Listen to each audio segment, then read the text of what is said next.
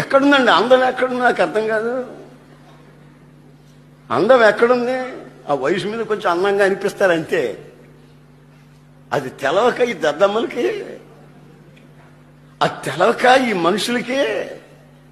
అబ్బో, ఒక్కొక్కడు దేవదాసు అయిపోతాడు.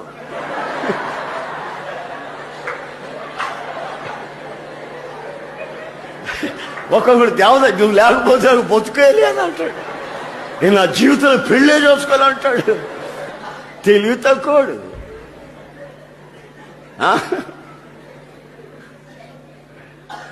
చాలా మంది ఈ మగాళ్ళు కానీ ఆడపిల్లలే కానీ అదేం ప్రేమ అదేం కానీ మనకి అర్థమై సాదు.